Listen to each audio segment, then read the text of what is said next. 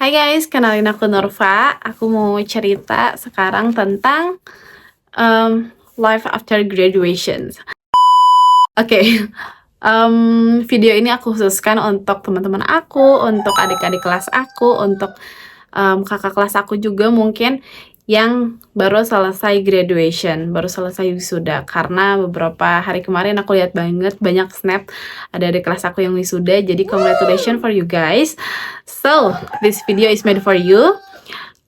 Karena I feel what you feel. Ketika selesai graduation itu banyak banget yang kita pikirin, banyak banget sampai kita ngerasa kayak what should I do, what next, dan lain sebagainya. Itu matters banget lagi karena kayak ya udah habis lulus bingung ngapain gitu.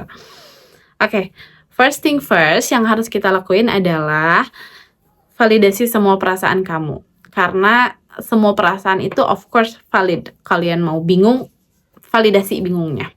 Sedih, validasi sedihnya. Seneng karena selesai wisuda, divalidasi aja senengnya.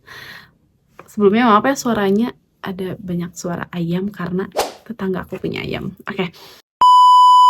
Divalidasi aja perasaannya. Apa itu perasaan kalian yang kalian lagi rasain? Sekarang tuh lagi ngerasain apa? List down perasaannya. Oke, sekarang aku lagi seneng nih karena habis graduation. Tapi aku bingung juga, divalidasi. Tapi yang harus di notes lagi adalah jangan terlalu lama validasi perasaannya. Karena kalau terlalu lama kalian gak akan gerak-gerak gitu. Yang kedua, banyak refleksi. Banyak refleksi di sini penting banget karena ketika kalian udah memvalidasi perasaan kalian, step selanjutnya adalah refleksi. Refleksi untuk what do you want to do in the next stages. Kalian mau kuliah lagi kah, mau kerja lagi kah, atau mau cari beasiswa mungkin, atau mungkin mau melanjutkan bisnis-bisnis orang tua. Kalian harus lihat opportunity kalian ada di mana, terus kayak kalian pengennya apa, biar sesuai dengan apa yang kalian inginkan gitu.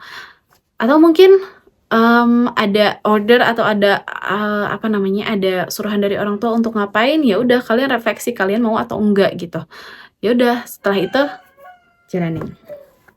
Poin yang ketiga, ini adalah mindset yang harus kalian tanamin. Kalian bebas mau ngapain, jangan takut dijudge. Ini penting karena ketika kalian habis selesai refleksi, kalian pasti banyak banget di pikirannya, di otaknya. Sebenarnya aku pengennya ini tahu, tapi aku takut banget orang-orang mikirnya kemana-mana gitu. Maksudnya nggak align dengan apa yang biasanya aku lakuin. Kenapa emang kalau yang nggak align? Ya udah, padahal sebenarnya harus kayak gitu kan. Ya sebenarnya bebas aja kita mau ngapain, mau nggak sesuai sama kita yang sebelumnya kah. Misalnya kayak waktu kuliah kita seringnya ngerjain paper, terus misalnya kayak selanjutnya kita mau kerjanya nggak sesuai sama apa yang kita lakuin dulu gitu. Ya udah emang kenapa? Adanya opportunitiesnya itu, why not? Gak usah ngedengerin orang, gak usah takut dijudge. Pokoknya intinya itu mindset yang harus kalian tanamkan.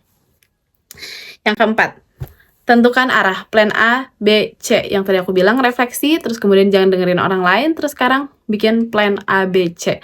A, B, C dalam arti, kalian pengennya ini, oke, A. Terus orang tua kalian pengennya apa? Oke, B. Terus ada hal lain lagi, plan C. Buat plan sebanyak-banyaknya. Nggak cuman plan A, B, atau C, tapi kalau bisa D, E, F, G, sampai Z gitu. Karena itu akan membuat chance atau kesempatan kalian lebih banyak lagi. Jadi kalau misalnya kalian gagal di A, fail di A nih, kalian bisa coba B. Fail di B, kalian bisa coba C, dan lain-lain. Jadi kayak stagesnya atau mungkin peluangnya bisa di mana-mana gitu. Jadi penting untuk membuat plan A, B, C. Terus, yang kelima, kelilingi dengan lingkungan yang positif. It matters for me, especially. Karena ini akan membentuk kamu. Lingkungan ini penting untuk kalian karena ketika kalian mau build pikiran kalian lebih positif, kalian harus berkumpul dengan orang-orang yang support kalian. Jujur, ini akan mempengaruhi ke productivity kalian. ketika kalian punya circle yang positif, yang selalu, buat kalian berkembang, ya justru kalian dengan itu juga kalian akan berkembang gitu.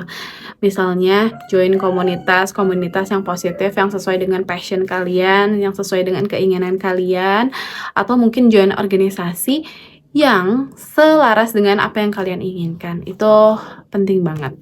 Jadi make sure kalian berada di lingkungan yang positif.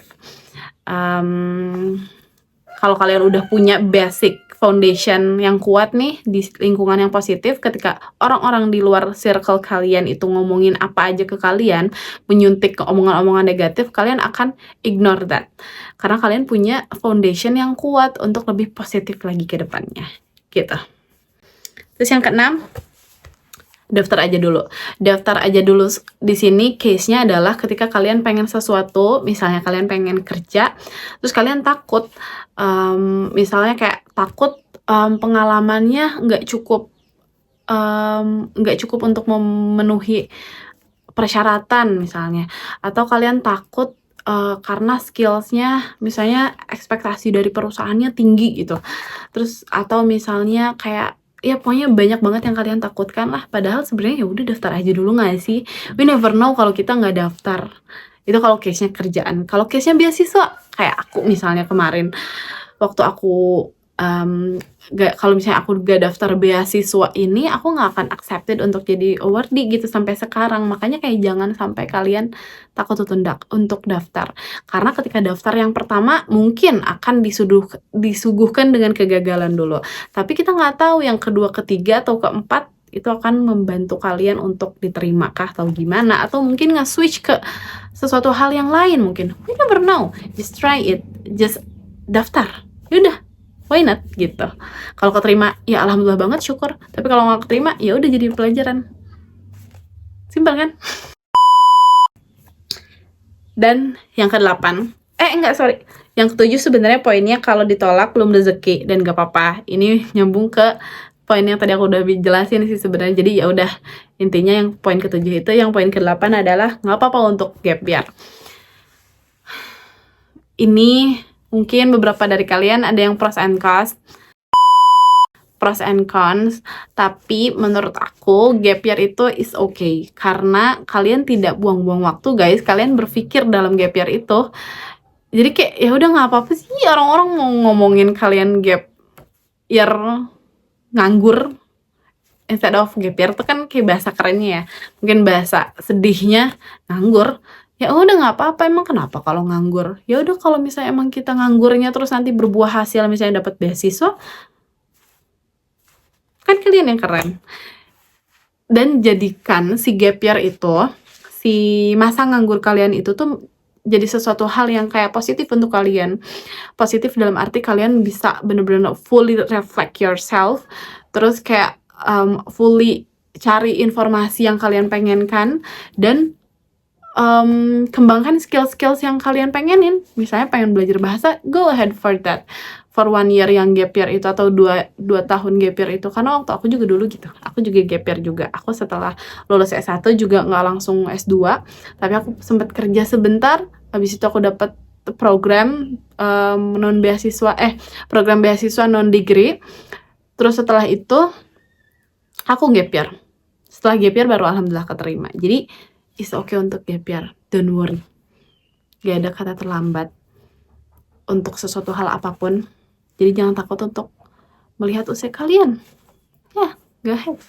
Jadi kalau dari aku, pokoknya orang-orang yang baru lulus wisuda, nikmatin setelah wisudanya. Jadi jangan khawatir, kalian masih punya waktu banyak untuk berpikir, dan kemudian take a chance for another opportunities yang ada di luar sana. Semangat pokoknya semuanya. Itu aja dari aku. Thank you so much. Bye.